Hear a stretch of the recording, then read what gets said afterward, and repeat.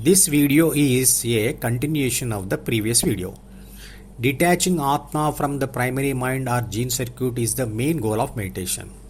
It means stopping Atma from reading primary mind's instructions, which are meant to fulfill three responsibilities with the help of six qualities.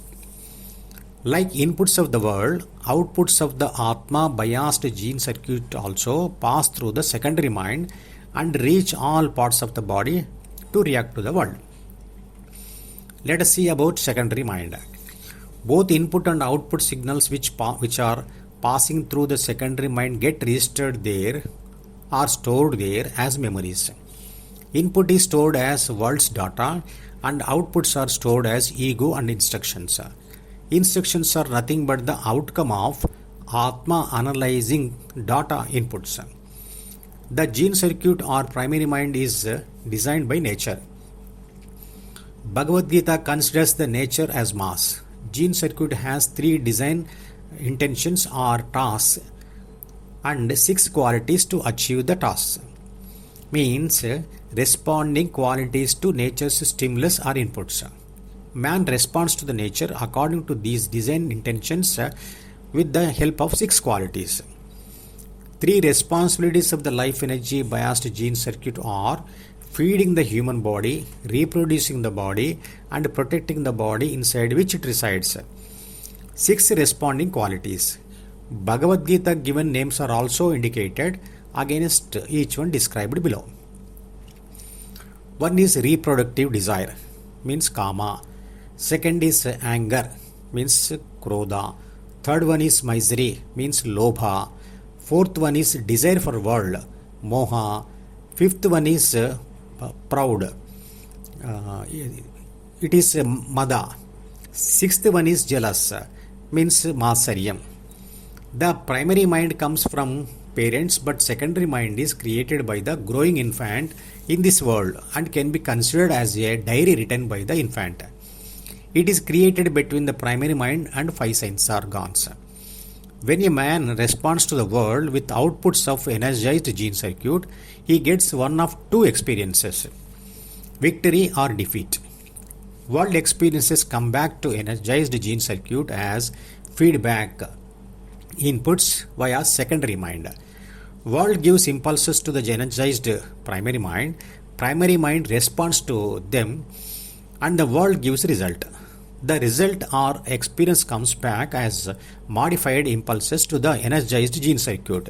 It is a closed loop control system or feedback control system. See the figure 2 for the details. Every neuron has energized gene circuit inside. That means Atma plus primary mind. All neurons contain many tree roots like structures attached to them. They are of two types, dendrites and axons. One neuron's dendrite and another neuron's axon face each other, leaving a small gap between them. These gaps are called as synapses. The whole path containing dendrite, synapse and axon together is a road for inputs and outputs to travel and get registered in synapses as memories. Dendrites receive data as inputs and axons transmit outputs. All synapses on the dendrites and axon road together is a secondary mind. Both inputs and outputs of energized or biased gene circuit pass through the synapses of the secondary mind.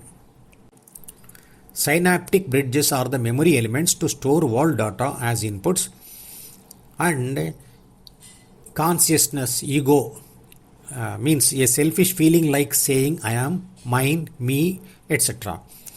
And also instructions or desires as outputs.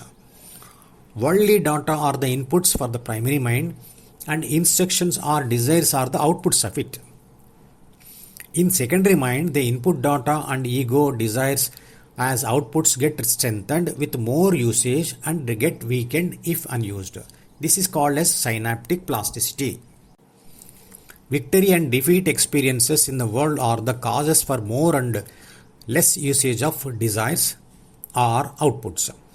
Synaptic strength is directly proportional to usage of the data and instructions or desires. Habit forming occurs with more usage of particular data or desire and worldly experiences. Worldly experiences change synaptic strengths in secondary mind and also gene expression in primary mind.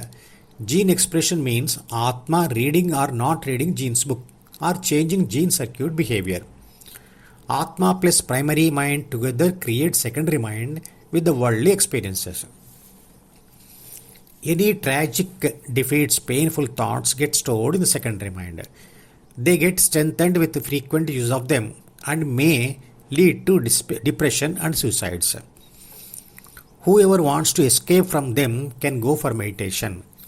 Meditation is a focused diversion process. Meditation principle is unused memories vanishing.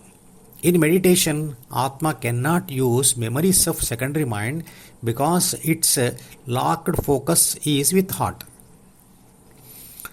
With the synaptic strength of both inputs and outputs comes to minimum. During meditation, the Atma diverts its focus, means output, from desires and worldly data of secondary mind to heart to avoid incoming inputs to it. Heart is a location named as Karina of trachea. With meditation, new worldly inputs are rejected and inputs which are already stored in secondary mind get vanished because they will not be used by Atma. Meditation brings progressive changes in human behavior. Initially, it increases efficiency in worldly affairs due to improved concentration, second is selective input data reception, third is efficient data analysis and instruction or desire generation, fourth is stressless execution of the instructions, fifth is improved memory, stability, emotionless performance, eternal peace and happiness. Meditation process is spending as much time as possible in locking the focus on a body part or a location like Karina of trachea. It avoids using stored desires of secondary mind and rejects new worldly inputs coming to primary mind through secondary mind. At the end, when Atma minimized reading primary mind and secondary mind also, the maximum isolated Atma identifies itself as universe energy or Sanatana Dharma or Paramatma. Bhagavadgita says it as Samadhi. It is equivalent to sleeping mode of the computers.